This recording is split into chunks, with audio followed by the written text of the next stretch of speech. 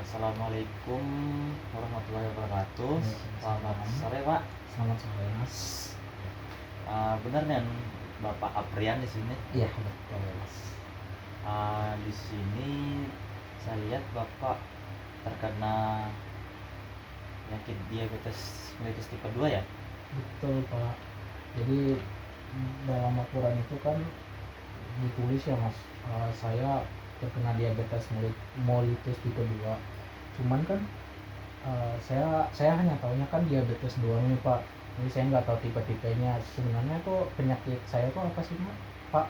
Mas, soal diabetes mellitus tipe 2 ini. Nah, berhubungan ini kita berada di sisi edukasi. Edukasi sini saya akan membantu Bapak untuk mengetahui nih Bapak itu terkena penyakit apa sih dan bagaimana nanti Bapak bisa mengontrol pola makan Bapak agar gula darah Bapak nanti tetap stabil agar tidak menambah keparahan. Di sini saya jelaskan dulu ya apa itu diabetes mellitus tipe 2. Iya. Bapak bisa balik ke belakang dulu ke kertasnya. Jadi diabetes mellitus tipe 2 itu adalah penyakit gangguan metabolisme yang ditandai dengan peningkatan kadar gula darah di atas normal akibat kombinasi resistensi insulin dan gangguan sekresi insulin, di mana tubuh Bapak itu sebenarnya masih memproduksi insulin, tetapi sel-sel tubuh tidak mampu meresponnya secara efektif sehingga glukosa yang ada di dalam darah Bapak tidak dapat dimanfaatkan dengan optimal. Berbeda tuh Pak dengan diabetes tipe 1 yang ditandai dengan tubuhnya tidak memproduksi insulin sama sekali. Jadi diabetes tipe 2 ini tubuhnya tuh masih mampu memproduksi insulin, tetapi emang kurang sensitif aja untuk menangkap insulin tersebut Pak. Jadi apakah ini penyakit yang berbahaya untuk saya sih Pak? Ini sebenarnya penyakitnya berbahaya kalau Bapak tidak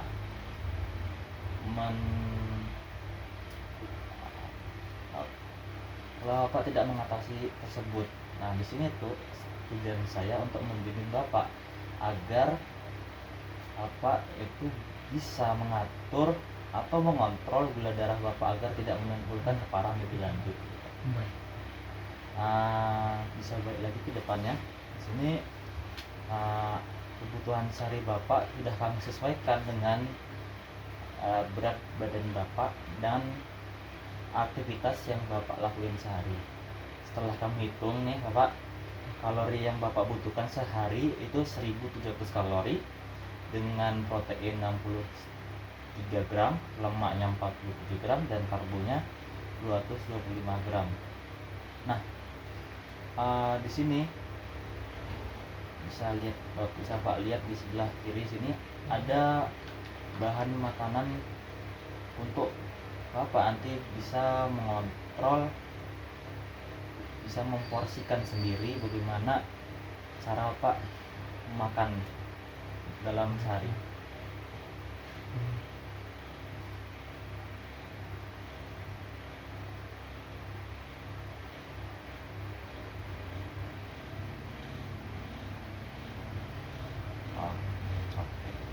Di sini Pak, di sini kan nanti bakal saya kasih untuk bahan makanan penukar yang Bapak bisa sesuaikan sendiri nih. Kalau Bapak pengennya tuh misalkan hari ini pengen makan telur, besok males nih makan telur, Bapak bisa ganti yang lain seperti itu. Di sini pada pagi pukul 6 sampai pukul 8 itu waktu untuk Bapak makan karena waktunya segitu. Nah, kalau di sini ada nasi ya, nasi. Nah, di sini tuh Bapak bisa pilih nih sebenarnya bahan makanan nasi itu bahan makanan penukar untuk sumber karbohidrat tuh selain nasi apa aja. Di sini tuh ada nasi merah, ada kentang dan segala macam. Nah, Bapak bisa pilih jadi disesuaikan dengan bahan makanan penukar ini. Begitu juga dengan lauk hewani ya Pak. Lauk hewani Pak misalkan untuk hari ini bosan dengan lauk apa, Bapak bisa memilih tuh lauknya yang berada di Sini Pak, daftar sini ada kayak ada cumi, ada ikan lele, ada ayam segala macam. Nah, di sini tuh ada gramnya kan Pak. Nah, bisa Pak ubah-ubah sendiri nanti di daftar bahan makanan sendiri. Nah, misalkan Bapak bingung nih makan apa, kami udah siapkan rekomendasi menu dari rumah sakit Pak. Di sini ada waktu pagi tuh makannya nasi putih, pepas tahu dan cah buncis jagung.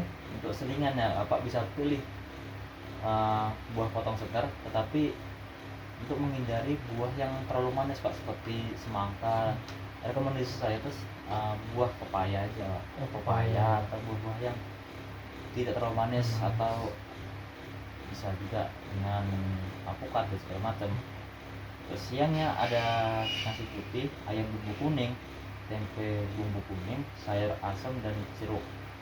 Terus dengan sore mungkin bisa sama dengan kayak buah potong atau tidak. Di sini ada ubi atau singkong rebus. Untuk malamnya ada nasi putih, ayam panggang lada hitam dan sup onyong wortel. Apakah ada ditanyain? Udah jelas? Wah, jelas sih Pak. Cuman saya ingin tanya sih, sebenarnya tujuan dietnya itu untuk apa sih Pak? Itu sendiri. Tujuan diet Bapak untuk diabetes mellitus ini adalah untuk mengontrol gula darah Bapak agar tetap mendekati normal. Jadi Bapak tuh bisa beraktivitas dengan nyaman gitu, tanpa ada mengeluh seperti lemas segala macam. Jadi kita mengontrol gula darah tuh agar tidak terlalu tinggi, tidak terlalu naik. Kemudian ada memenuhi kebutuhan gizi seimbang sesuai kondisi dan aktivitas Bapak, mencapai dan mempertahankan berat ideal Bapak, mengatur asupan karbohidrat agar stabil dan mencegah lonjakan gula darah Bapak. Untuk syarat dietnya, di sini diberikan energi cukup untuk mempertahankan atau mencapai berat badan ideal. Karbohidratnya berada di sekitar 60% dari total energi Bapak yang 1.300 tadi. Diutamakan memilih karbohidrat kompleks dan berserat tinggi, hindari karbohidrat sederhana seperti ada gula pasir dan segala macam. Untuk proteinnya di sekitar 15% dari total energi. Sumbernya saya rekomendasikan untuk rendah lemak seperti ikan, ayam tanpa kulit, tahu atau tempe. Lemaknya di sekitar 25% dari total kebutuhannya Bapak. Batasi untuk lemak jenuh dan trans, utamakan lemak yang tak jenuh. Di sini gula sederhana kayak tadi Pak, kayak ada gula pasir, atau misalkan Bapak suka minum sirup gitu Pak, kue itu dihindari dulu Pak ya. Untuk cairan cukup sesuai kebutuhan Bapak. Jadi saya kasih untuk pola makan, kalau bisa teratur sih Pak, 3 kali makan utama dengan pagi yang tadi, pagi siang malam ada di sela-sela itu ada selingan, itu supaya gula darah Bapak itu stabil Pak. Jadi tidak terlalu tinggi, tidak terlalu naik. Kalau misalnya Bapak skip itu bisa bahaya Pak, gula darah itu nggak stabil. Nah, dipilih untuk bahan makanannya dengan glikemik rendah hingga sedang. Nah, di sini Pak, saya pribadi mau memberikan nih tips bagaimana Bapak bisa dengan gampang menjalani diet ini. Di sini kami ada prinsip 3J Pak, yaitu jadwal, jumlah, dan jenis. Untuk jadwal sendiri, makan Bapak itu harus teratur sesuai jam yang tadi ada di depan itu Pak ya. 3 kali makan utama dan 2 kali selingan. Jangan melewatkan jam makan agar gula darah Bapak itu tidak drop atau tidak terlalu tinggi juga. Jumlahnya, porsinya harus ditakar sesuai dengan kebutuhan kalori Bapak, jangan berlebihan atau tidak Bapak bisa makanya Pak, misalkan ada piring nih Pak, ada piring, apa bisa ngebagi tuh, bagi dulu setengah, nanti bagi lagi per 3. Nah, jadi di sini ada nasi, di seperti dari setengah lima ada nasi, ada protein dan segala macam. Nanti Pak ininya buat bisa kirim. Nanti untuk jenis makanan, pilih makanan yang tadi Pak, yang seperti saya bilang, glikemiknya rendah ya Pak ya. Nah, ini ada bahan makanan yang saya anjurkan untuk Bapak konsumsi. Untuk karbohidratnya, pilih karbohidrat kompleks seperti bisa nasi sih Pak, nasi putih atau nasi beras merah, ubi, singkong, jagung, kentang rebus, dan ada oat di sini. Oat juga ya. Protein hewaninya bisa pilih protein yang tanpa lemak seperti ayam tanpa kulit, ikan segar, telur, dan susu rendah lemak. Untuk protein nabati, di sini ada tempe, tahu, dan kacang-kacangan yang diolah dengan cara direbus, dikukus, atau dipanggang. Sayurannya semua sayuran segar diutamakan seperti buncis, kacang panjang, wortel, bayam, labu siam, dan tomat. Nah, buah-buahnya dipilih yang tidak terlalu manis Pak, seperti ada pepaya di sini, pir, apel, jeruk atau melon. Sini lemaknya bisa pakai minyak sawit itu nggak apa-apa sih Pak.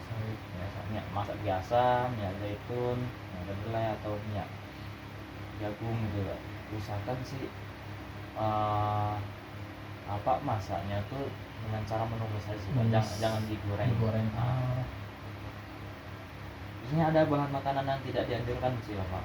Untuk karbohidratnya tadi, karbohidrat sederhana seperti gula pasir, gula merah, sirup, selai, madu, kue-kue manis, biskuit, tepung terigu, dan makanan-makanan instan Pak yang dijual di supermarket yang mengandung banyak gula.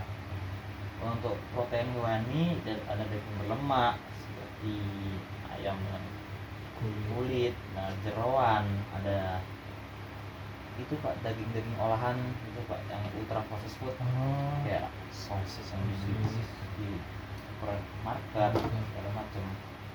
Untuk protein nabati, sini ada kacang-kacangan yang digoreng atau diolah dengan gula seperti kacang atom atau selai kacang manis. Sayurannya sayuran yang dimasak dengan banyak santan, mentega, atau saus yang tinggi gula Pak. Buah yang diawetkan Pak, jangan bisa mungkin Pak pilih buah yang segar, jangan buah-buah kalengan gitu Pak, biasanya tuh tinggi gula sih Pak. Di sini juga ada jus buah tuh, biasa kan jus buah yang Bapak beli itu ditambahin gula ya Pak. Jadi misalkan kalau misalkan mau jus, jangan ada gula tambahan sih Pak. Untuk lemaknya, sini ada margarin, mentega, santan kental, lemak, dan gorengan. Dari penjelasan saya, apakah ada yang ingin dipertanyakan Bapak atau diskusikan? Jadi ini ya yang Bapak anjurkan ke saya untuk dietnya, nya. Iya. Dan jadwal jumlah dan jenis Pak. Jadi harus ini ya harus benar-benar diikutin ya supaya penyakit saya nggak terlalu parah. Gitu.